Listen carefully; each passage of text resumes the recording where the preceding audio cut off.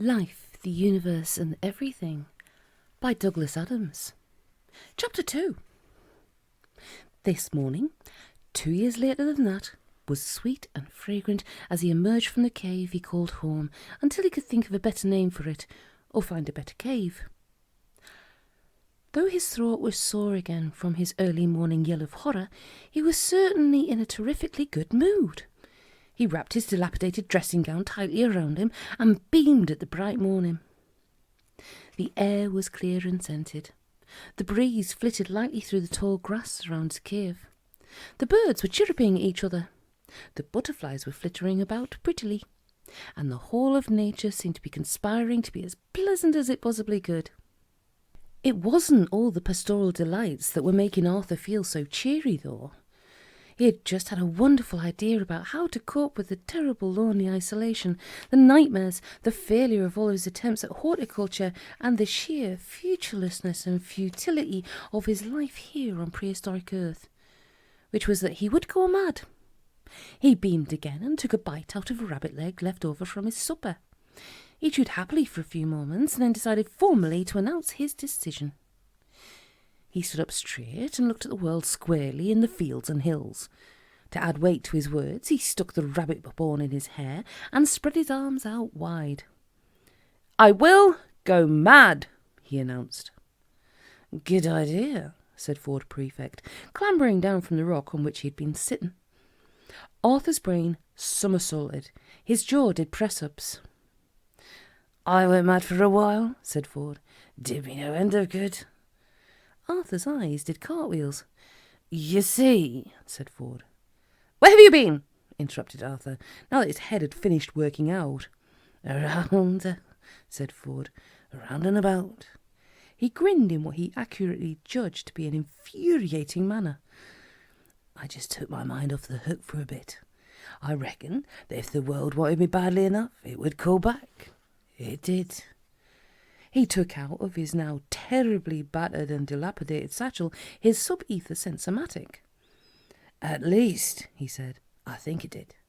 This has been playing up a bit." He shook it. "If it was a false alarm, I shall go mad," he said. "Again." Arthur shook his head and sat down. He looked up. "I thought you must be dead," he said simply. "So did I for a while," said Ford. "And then I decided I was a lemon for a couple of weeks. I kept myself amused all that time, jumping in and out of a gin and tonic." Arthur cleared his throat and then did it again. "Where," he said, "did you find a gin and tonic?" said Ford brightly. "I found a small lake and I thought it was a gin and tonic and jumped in and out of that. At least I think it thought it was a gin and tonic. I may," he added with a grin which would have sent sane men scampering into trees, "have been imagining it." He waited for a reaction from Arthur, but Arthur knew better than that. "Carry on," he said evenly. "The point is, you see," said Ford, "that there is no point in driving yourself mad trying to stop yourself going mad. You might as well just give in and save your sanity for later." "And this is you sane again, is it?" said Arthur. "I ask merely for information." "I went to Africa," said Ford. "Yes?" "Yes." "What was that like?" "And this is your cave, is it?" said Ford. "Oh, yes," said Arthur. He felt very strange. After nearly 4 years of total isolation, he was so pleased and relieved to see Ford that he could almost cry. Ford was, on the other hand, an almost immediately annoying person. "Very nice," said Ford, in reference to Arthur's cave. "You must hate it." Arthur didn't bother to reply. "Africa was very interesting," said Ford. "I behaved very oddly there." He gazed thoughtfully into the distance. "I took up being cruel to animals," he said airily. "But only," he said, "as a hobby." "Oh, yes," said Arthur warily. "Yes," Ford assured him. "I won't disturb you with the details because they would." "What?" "Disturb you," But you may be interested to know that I am single-handedly responsible for the evolved shape of the animal you came to know in later centuries as a giraffe, and I tried to learn to fly. Do you believe me? Tell me, said Arthur. I'll tell you later. I just mentioned that the guide says... The guide. The Hitch-hiker's Guide to the Galaxy. You remember? Yes, I remember throwing it in the river. Yes, said Ford, but I fished it out. You didn't tell me. Didn't want you to throw it in again. Fair enough, admitted Arthur. It says... What? The guide says. The guide says that there is an art to flying, said Ford, or rather a knack. The knack lies in learning how to throw yourself at the ground and miss. He smiled weakly. He pointed at the knees of his trousers and held his arms up to show the elbows. They were all torn and worn through. I haven't done very well so far, he said. He stuck out his hand. I'm very glad to see you again, Arthur, he added. Arthur shook his head in a sudden access of emotion and bewilderment. I haven't seen anyone for years, he said. Not anyone. I can hardly even remember how to speak. I keep forgetting words. I practice, you see. I practice by talking to... What are those things people think you're mad if you talk to? Like George the Third. Kings? Suggested Ford. No, said Arthur. The things he used to talk to. We're surrounded by them, for heaven's sake. I've planted hundreds myself. They all died. Trees! I planted by talking to trees. What's that for? Ford still had his hand stuck out. Arthur looked at it with incomprehension. Shake, prompted Ford. Arthur did, nervously at first, as if it might turn out to be a fish. Then he grasped it vigorously with both hands in an overwhelming flood of relief. He shook it and he shook it. After a while, Ford found it necessary to disengage. They climbed to the top of the nearby outcrop of rock and surveyed the scene around them. What happened to the Golga Frinchans? Asked Ford. Arthur shrugged. A lot of them didn't make it through the winter 3 years ago, he said. And the few who remained in the spring said they needed a holiday and set off on a raft. History says that they must have survived. Said Ford. Well. He stuck his hands on his hips and looked around again at the empty world. Suddenly there was about Ford a sense of energy and purpose. We're going, he said excitedly, and shivered with energy. Where? How? Said Arthur. I don't know, said Ford, but I just feel the time is right. Things are going to happen. We're on our way. He lowered his voice to a whisper.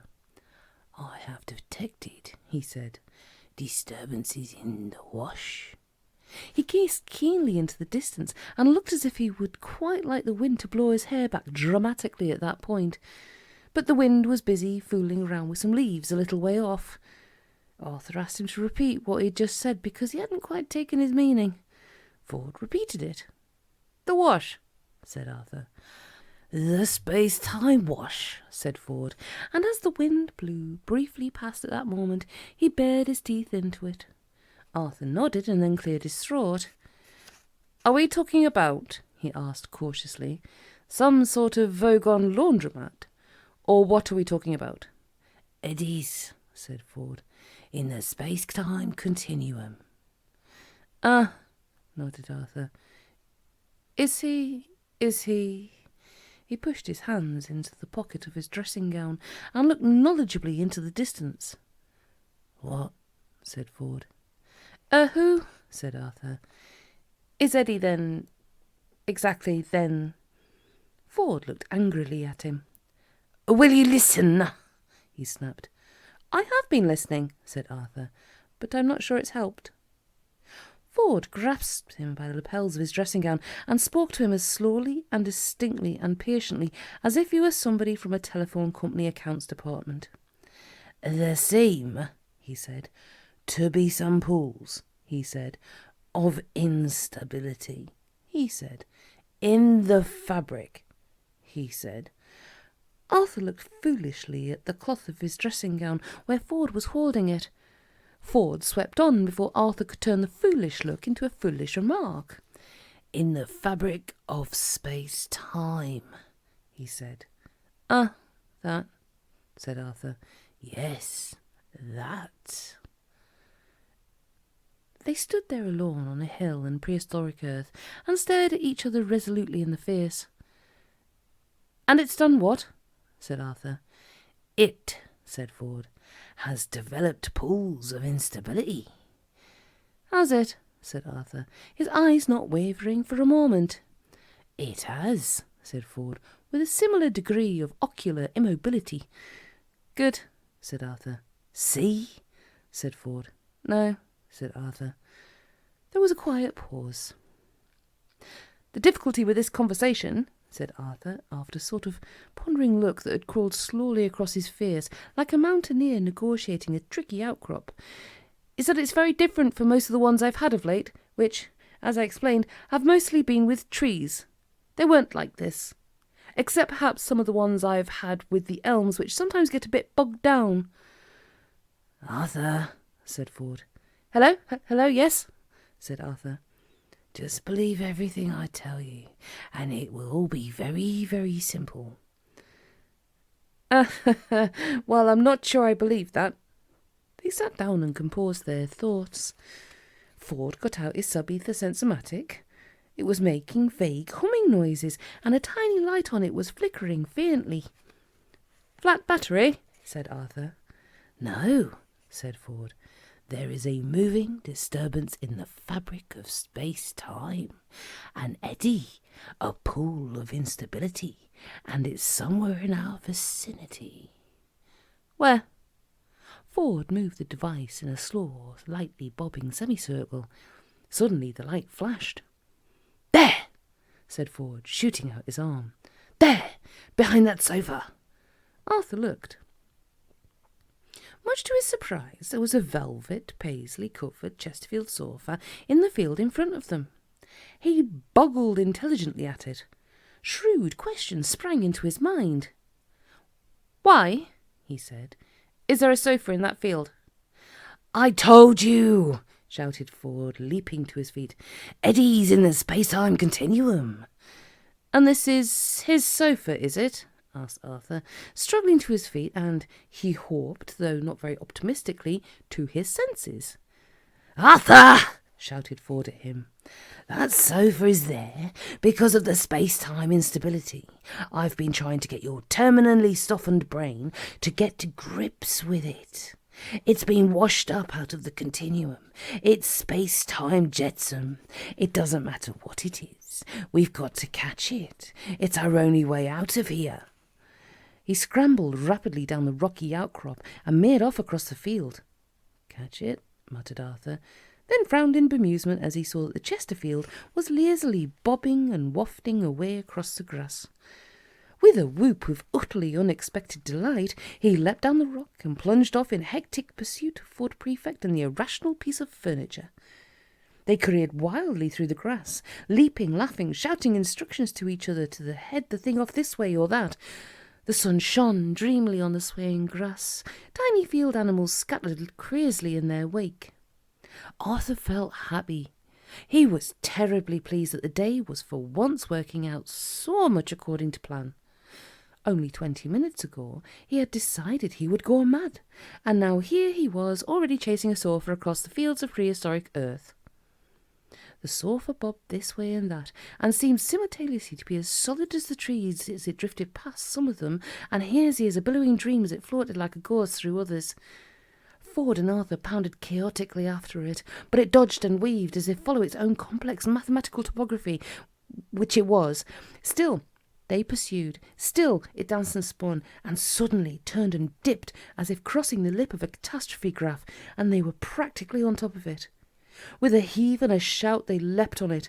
The sun winked out. They fell through a sickening nothingness and emerged unexpectedly in the middle of the pitch at Lord's Cricket Ground, St John's Wood, London, towards the end of the last Test match of the Australian series in the year 19, with England only needing 28 runs to win.